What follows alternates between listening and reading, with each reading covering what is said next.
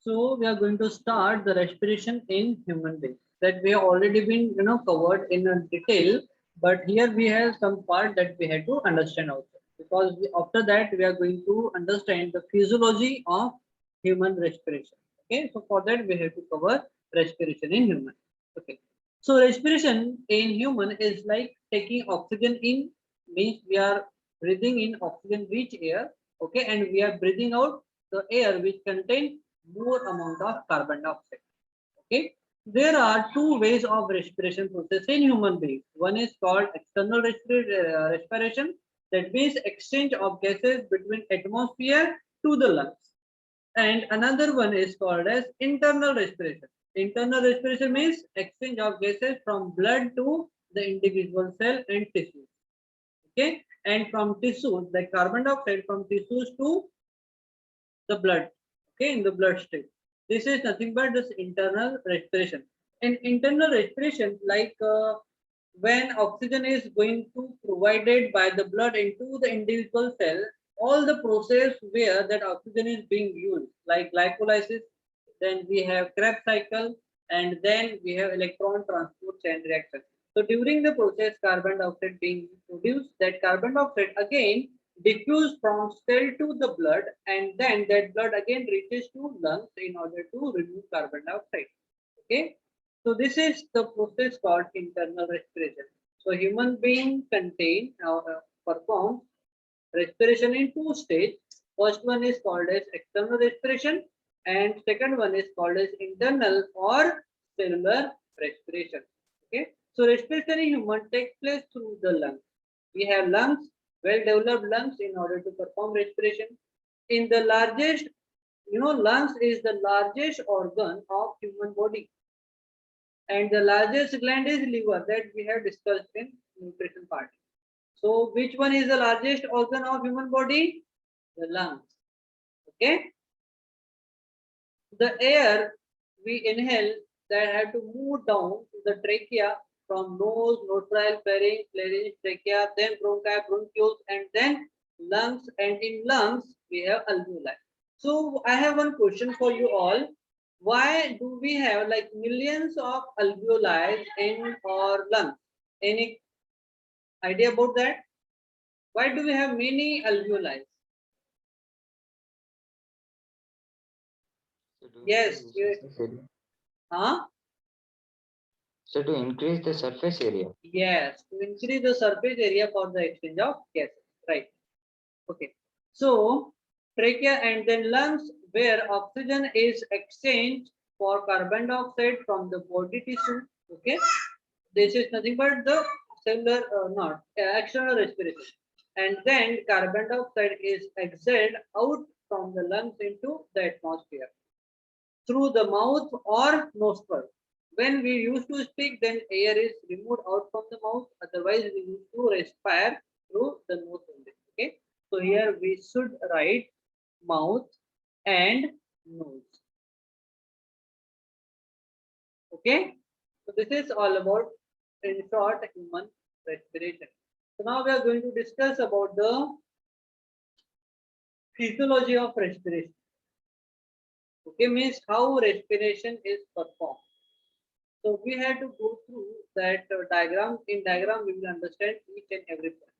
Okay. So the diagram is visible, everyone. It is visible, sir. Okay. So if we have this pen.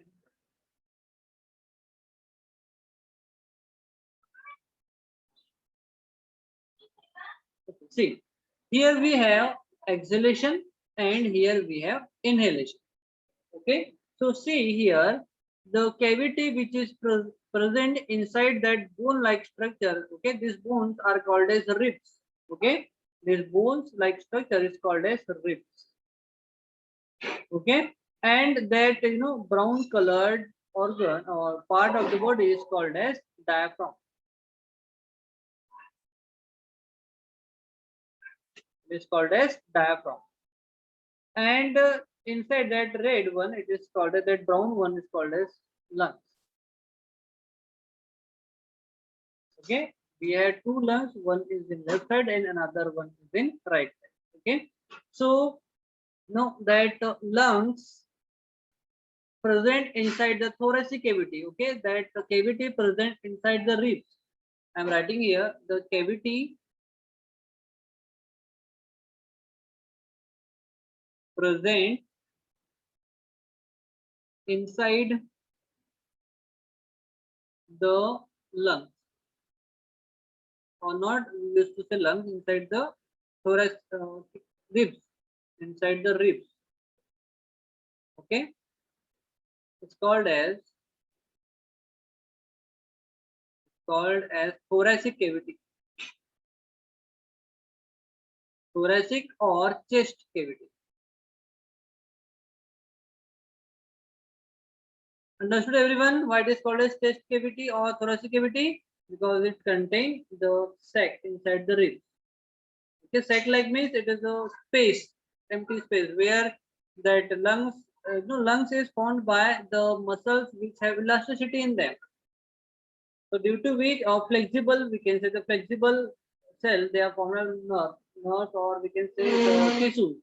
Okay, lungs are formed by the flexible cells or tissues. That's why they can change their shape according to the air pressure present there. Okay, so you have understood that cavity present inside the ribs is called as thoracic cavity or chest cavity. Okay, so when that diaphragm get contract and it becomes like inverted U shape, that time the thoracic cavity decreases. So when the thoracic cavity decreases, so area inside the thoracic cavity will decrease. If area will decrease, then volume will also decrease. Area or volume, area will decrease, then volume will also increase. So when volume will decrease, then the air pressure, I am writing AP, air pressure will increase in the lungs. So due to increase in air pressure, we used to perform exhalation, that like air again travels from higher pressure to lower pressure. Okay, that is nothing but the exhalation. But when that diaphragm get relaxed, okay, the diaphragm get relaxed, that time thoracic cavity increases, or we can say area increases. Due to increase in area, we can say volume will also increase. If volume will increase, then air pressure will become low. Air pressure will become low, and then atmospheric layer air like pressure will be higher. So then that air reaches from atmosphere to the lungs. So air always travels from the higher pressure region to lower pressure region. So due to the movement of diaphragm, our thoracic cavity keeps increasing and decreasing in volume, and due to which when volume decreases, we used to perform exhalation, because due to increase in volume, due to decrease in volume, air pressure will increase. So due to increase in air pressure, we have to breathe that air out in order to maintain the pressure. And then that diaphragm get relaxed, thoracic cavity increases. Means increase in thoracic cavity is nothing but increase in volume. If increase volume will increase, then air pressure will get decreased. And if air pressure will get decreased, then atmospheric air will enter inside the lungs. This is the way how that respiration is being performed. Understood everyone? I want you to take a screenshot for that.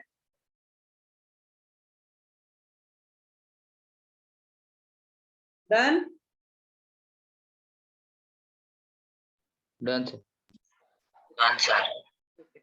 So now we are going to discuss from your notes what do we have. Let's see.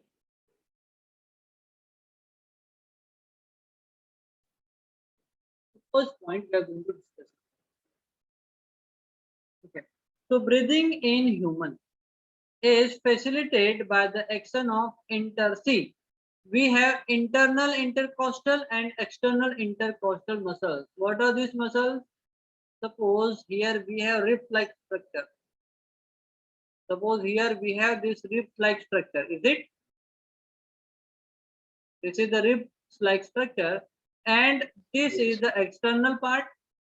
This is the external part. So we have internal part also, and internal part I am going to color by the red. Okay, so that cage like structure, that ribs, they form cage like structure. Cage means, what is the meaning of cage? In Hindi we used to say pinjara, where we used to rear the birds generally. Okay, that cage. Okay, so if that specialized muscle, that specialized muscle are called as intercostal muscle. If they are present from the outside of the rib, that is called as external intercostal muscle. If they present inside the rib, means, suppose let me, okay, suppose suppose this is the cage-like structure. My fingers are nothing but the cage-like structure, and it is the external part and it is internal part. So intercostal muscle present outside as well as inside.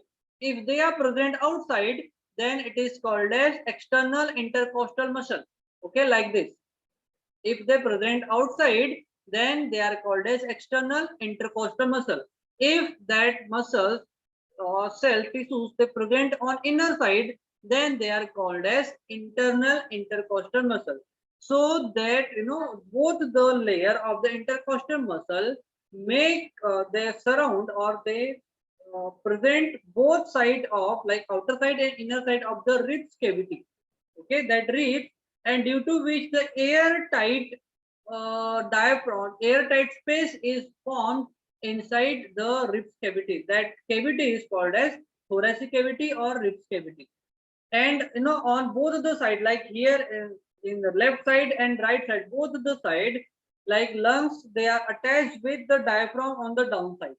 So diaphragm and ribs, and along with the intercostal muscle, they used to form the airtight air container inside the chest cavity. Okay, so that chest cavity, like airtight chest cavity, is important in order to increase or decrease, to maintain the higher pressure and lower pressure. Okay, if suppose airtight cavity will not form there, then the high pressure and low pressure will not going to create. Is it? So in order to create high pressure and low pressure, all the like inside and outside the rib, intercostal muscles are present, so no air will get leakage. And downside, okay, here the diaphragm is bonded with intercostal muscle. So if they are present outer side, they are called as external intercostal muscle. If they are present inside, then they are called as internal intercostal muscle. Okay, and downside we have diaphragm. All this structure makes the airtight space inside the ribs like structure called thoracic cavity. Okay, so that by which that airtight container or cavity, high pressure and low pressure can be created, and due to creation of high pressure and low pressure, air is get exchanged. Okay, so external and internal intercostal muscle attached to the rib. See, they attach to the rib from both the side, internal side as well as outer side. Okay, and diaphragm also. Second point, when the dome shape means, we have understood that inverted U shape. Okay, inverted U shape like this. Okay, dome shape diaphragm contract and becomes flattened, and the ribs cage is expanded due to the action of intercostal muscle. So due to the intercostal movement of intercostal muscle and lung, not diaphragm, the diaphragm, air cavity will change inside the cavity, or that air cavity, or we can say high volume or low volume will create inside the cage like structure. Okay, so the volume of the lung will increase. If volume will increase, then air pressure will become drop or low. So air pressure will drop, and then due to decrease in air pressure inside the lung, external air, or we can say air from the outside, with gusset or enter into the lungs, and inhalation process takes. That is nothing but the inhalation process. But during exhalation, the diaphragm relax and become dome shaped again. Okay. So due to the conversion of dome shape, chest cavity contracts, and then chest cavity contracts, and due to the intercostal muscle and diaphragm, the volume inside the lung decreases. If volume will increase, then air pressure will increase. So due to increase in air pressure, air forcefully coming out from the lungs into the atmosphere. Okay. So this is the way how inhalation and exhalation process takes place. Inhaled air increases the concentration of oxygen. When we used to inhale the air, concentration of oxygen will increase, and in blood oxygen percentage is down. So due to difference in concentration of oxygen in alveoli and in the blood vessels, blood which is present in blood vessels, oxygen is diffused from air or alveoli to the blood. Okay. And the blood coming from the cell, okay, like all over the blood which is used for the energy production, and from there that carbon dioxide which is from all over the body which is carried to the lungs in order to diffused out from the blood. Okay, so more concentration of carbon dioxide than outside, so that blood which reaches to that particular blood stream in alveoli due to difference in concentration, like alveoli contain 0.03 to 0.04% of carbon dioxide, but in our body we have higher concentration of carbon dioxide. So this is a very low concentration of carbon dioxide. Okay, so oxygen will enter from at like the lungs or alveolar sac to the bloodstream by the process called diffusion. Here again, oxygen will flow from higher concentration to lower. Likewise, carbon dioxide will flow from lungs to, or we can say from bloodstream to the alveoli, and then we are removing out into the atmosphere. Thus, breathing takes place due to the combined action of intercostal muscle and the diaphragm. Okay, so intercostal muscle and diaphragm are responsible in order to create high pressure and low pressure inside the lungs or thoracic cavity. Yeah, thoracic cavity, not lungs, thoracic cavity, due to which oxygen can be, oxygen and carbon dioxide can be exchanged. Okay, so this is the way how respiration is being performed. So again, I want you to take a screenshot from here. Everyone. Done, sir.